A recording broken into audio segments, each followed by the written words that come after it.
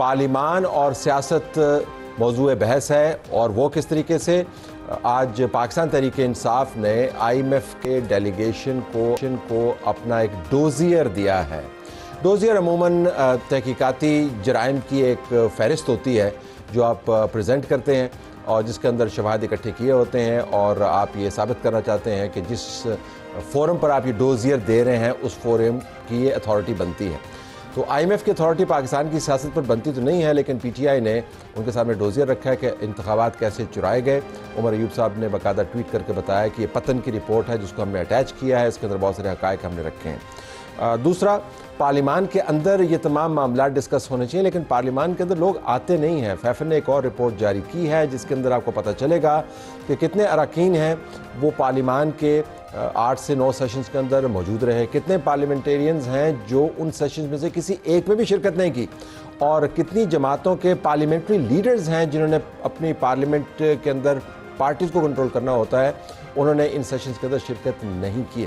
آج یہ معاملہ بائی پارٹیزن ہو گیا، یعنی پیپلز پارٹی کی طرف سے بھی یہ ایشو اٹھایا گیا، خواجہ آصف کی طرف سے بھی ایشو اٹھایا گیا۔ آئیے سنتے ہیں کہ ان دونوں نے کیا بات کی، اور اس کے بعد ہم مہمانوں کا تعارف کروائیں گے اور یہ بحث کریں گے کہ اتنی ڈرٹی لانڈری ہم پبلک میں دھوتے ہیں، بلکہ اب تو آئی ایم ایف کی عدالت میں دھونا شروع کر دیے۔ Why is the minister not available when he knows that this calling attention was set down to be answered today? This attitude of the ministers has been a constant sore point for the members of parliament. This is certainly a contempt of parliament. A total absence of minister and parliamentary secretary of a relevant division, that is something which I can't defend. Some of the ministers, I've never seen them over here. I will take up this matter with the government. Engineer Khurram Taskheer Khan صاحب veteran parliamentarian ہمارے پاس موجود ہے، مسلم league نواز کی طرف سے ان کا شکریہ۔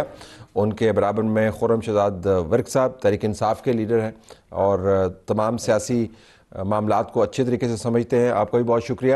ہمیں امید ہے کہ قمر زمان کارا صاحب جوائن کریں گے، لیکن جب جوائن کریں گے تو اسٹوڈیو میں آ جائیں گے۔ فی الحال ہمارے پاس ہمارے سینئر رپورٹر عثمان خان موجود ہیں جو پارلیمنٹ کی تمام نشستوں کو کور کرتے رہے ہیں، اور آج بھی وہ پارلیمنٹ کے اندر موجود تھے، آپ کا بھی شکریہ۔ ہم آپ کو سندھ بھی لیے چلیں گے دوران پروگرام، جہاں پر نیب چیئرمین نے ایک حیران کن فگر دیا، اور ہم چاہتے ہیں کہ ایسے معاملات پارلیمان کے فلور کے اوپر ڈسکس کیا جائے۔ انہوں نے بتایا جائے کہ کراچی کی زمینوں میں ہیر پھیر اور کرپشن سے 3000 ارب روپے کا نقصان ہوا ہے۔ یہ نیب کے چیئرمین کہہ رہے تھے، میسو ایشو ہے کہ یہ زمینیں کون سی زمینیں ہیں ایک ایسے ملک کے اندر جو آئی ایم ایف سے قرضہ لینے کے لیے جوڈیشل معاملات بھی ان کے سامنے رکھ رہا ہے، اس کے اندر سے اتنی زمینوں کا ہیر پھیر اور پارلیمان میں بحث نہ ہو۔ تو سٹارٹنگ میں جو خرم صاحب ذرا یہ بتائیں، آپ تو کا نعرہ ہے جی کہ ہم کوئی غلام ہیں اور ہم آزاد، تو آپ یہ آئی ایم ایف کے پاس کیا کرنے جاتے ہیں؟ مجھے سمجھ نہیں آتی اس چیز۔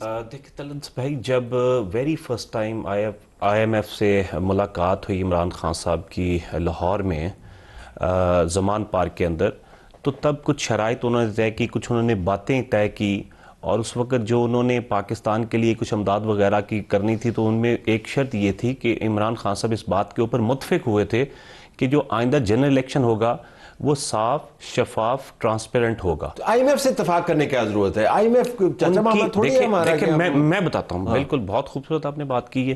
دیکھیں جو ہم اقوام متحدہ کے ممبر ہیں، تو ان میں اوورال جو تمام اقوام وہاں پہ بیٹھی ہوئی ہیں، دو لوگ بیٹھے ہوئے ہیں، ان کے اپنے لاز ہیں، ان کی اپنی ریسٹرکشنز ہیں آپس میں، تو ان کے اپنے کچھ معاہدے ہوتے ہیں۔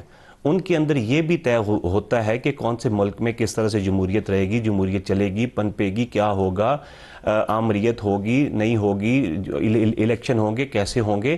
یہ نہیں ہوتا، بالکل کھلی چھٹی نہیں ہوتی۔ اس کو آئی ایم ایف سے تعلق نہیں۔ آپ یو این کے پولیٹیکل کنونشنز کی بات کر رہے ہیں، اس کے اوپر کن ممالک نے سائن کیا، وہ بائنڈنگ نہیں ہے، لیکن آئی ٹیک یور پوائنٹ کہ ایک بین الاقوامی کنسنسس ہے کہ ہمیں خاص اسی کی یادداشت آج جو عمر ایوب صاحب نے دی ہے، جو آج مطلب ایک ان کے ساتھ بات کی ہے، ان کو ایک پیغام دیا ہے کہ وہ الیکشن کہاں پہ تھا، ساری دنیا نے دیکھا۔ کیا کرے؟ ساری دنیا نے دیکھا۔ آپ کی توقع کیا ہے؟ ڈوزیر کے بعد کیا ہوگا؟ آئی ایم ایف کہے کہ اویا الیکشن چوری ہوا ہے۔ دیکھیں میں آپ کو بتاتا ہوں آئی ایم ایف کیا کرے۔ آئی ایم ایف جن شرائط کے اوپر پاکستان کو قرضہ دیتی ہے، ان کو ہم نے قیمت واپس کرنی ہے، رقم تو جب وہ مطلب وہ اہل لوگ نہیں آئیں گے, وہ کمپیٹنٹ لوگ نہیں آئیں گے جو گورنمنٹ میں آگے بیٹھیں گے, جو آگے بیٹھیں گے, جو چلائیں گے پاکستان میں جو نظام چل رہا ہے وہ آپ کے الزام اور ڈوزیر کس طرح سے قرضوں کو لے کے جائیں گے, کہاں لگائیں گے, کیا کریں گے. ڈوزیر کے مطابق انہوں نے ایسا تو نہیں کرنا کہ بس دے دیا, لگا دیا, بس ٹھیک ہے, گیا اور گیا. تو اس حکومت کو پھر یہ قسطیں نہیں ملنی چاہیے نا, آپ یہ کہہ رہے ہیں ڈوزیر کا پھر یہ مقصد ہوا. دیکھیں یہ حکومت تو ہے ہی نہیں, حکومت تو ہونی چاہیے تھی, حکومت تو پراپر بننی چاہیے تھی. رپورٹس ہیں, مطلب ہر ایک کو پتا ہے, پورے پاکستان میں, پوری دنیا میں لوگوں کو پتا ہے کہ جس طرح سے پاکستان تحریک انصاف کا 8 فروری 2024 کا جنرل الیکشن چرایا گیا, دن دہاڑے ڈکیتی کی گئی, اور ہماری تمام سیٹس جو تھیں, جیتی ہوئی سیٹس جو تھیں, وہ اس جماعت کو لا کے بٹھا دیا جس کی ٹوٹل تقریباً کچھ 17 کے لگ بھگ شاید سیٹس تھیں. تو یقیناً نہیں طلعت بھائی, یہ اوپن بات ہے.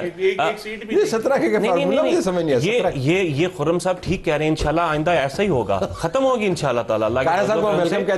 جو حکومت کے ساتھ یہ کر رہے ہیں, جو ہو رہا ہے, امید واسع کہ انشاءاللہ تعالیٰ آئندہ سے اللہ کے فضل سے ختم ہوگی, کلین سویپ ہوگا انشاءاللہ تعالیٰ. تو خرم صاحب یہ جو ہے کہ آپ ڈوزیر دلوانا, ان کا آپ نے مدعا سن لیا, وہ کہہ رہے ہیں کہ یہ جینون ریپرزینٹیو حکومت کے نمائندگان سے ہم نے معاہدہ کیا ہے, چونکہ آپ کی جینون حکومت نہیں ہے, لہٰذا آئی ایم ایف کو ہم نے بتلانا تھا کہ بھیا آگے آپ خود تشریح مکمل کر لیں. دیکھیے, تحریک انتشار کا مستقل یہ ایک مشن ہے کہ وہ پاکستان کو بین الاقوامی اداروں میں متون کریں اور پاکستان کی خود مختاری کو کمپرومائز کریں. یہ جو آج کہہ رہے ہیں, یہ 24 فروری 2024 کو, آج سے 1 سال پہلے, جناب عمران خان نے ایک باقاعدہ خط لکھا تھا آئی ایم ایف کو, اور یہ کہا تھا کہ جناب آپ الیکشن کا آڈٹ کروائیں, ورنہ آپ پاکستان کو جو بات آپ نے ان سے پوچھی, وہ جناب عمران خان صاحب 1 سال پہلے کہہ چکے ہیں کہ جناب آپ کوئی قرضہ نہ دیں جب تک الیکشن کا آڈٹ نہیں ہوتا. الیکشن سے پہلے بھی ان کے 2 وزراء, صوبائی وزراء جو ہیں وہ آن ریکارڈ ہیں, ان کی آڈیوز باہر آ چکی ہیں کہ جناب آپ تو کمپرومائز کریں اور پاکستان کو یہ قرضہ نہ لینے دیں. تو یہ تو مستقل اس مشن پر ہیں, اور صرف اب دیکھیں صرف آئی ایم ایف کے اندر نہیں ہے, یہ وہاں جی ایس پی پلس کے لیے یورپین یونین میں ان کے جو اراکین وہاں موجود ہے, وہ ایک بہت ہی زہریلی کیمپین چلا رہے ہیں پاکستان کے. اس کو سکٹل کرنے کے لیے تو آپ کی حکومت نے کافی کام کیا, جس طریقے سے آپ نے پیکا شیکا پاس کیا, آپ خود بھی اس پہ کافی حصہ ڈال رہے ہیں. وہ ایک علیحدہ سا ماشاءاللہ آپ کی بڑی لیکن بات یہ ہے کہ اگر ایک سیاسی جماعت مستقل طور پہ ان فورمز کو یہ دعوت دے گی جن کا کوئی کام نہیں ہے, I M F has nothing to do with the election, I M F nothing to do with Pakistan's politics, ان کو اگر آپ یہ دعوت دیں گے تو پھر جب آپ دروازہ کھولیں گے تو وہ اندر آئیں گے. اور یہ دروازہ جب انہوں نے اپریل 2019 میں بھی یہ ایگریمنٹ کیا تھا, پہلی دفعہ آئی ایم ایف کے ایگریمنٹ میں یہ لفظ آیا کہ منی لانڈرنگ کے اوپر چیکنگ ہوگی, جس کا پھر نتیجہ وہ فاٹف کی صورت میں نکلا. آپ نے دیکھا کہ ہمیں کتنی اس میں ٹارچر ہوا. تو لہذا یہ تو مستقل بین الاقوامی اداروں کو اپنے سیاسی اقتدار کی سیڑھی بنا کر فیکچول کے لیے, میں قاہرہ صاحب کے پاس جانے سے پہلے فیکچول کے لیے, دروازہ اس مرتبہ آئی ایم ایف کا آپ نے کھولا, آپ نے اس کو بلایا, انہوں نے صرف موقع سے فائدہ اٹھایا اور کہا چلو آئے نے تو پھر ایسے ڈوزیر بھی دے دیا.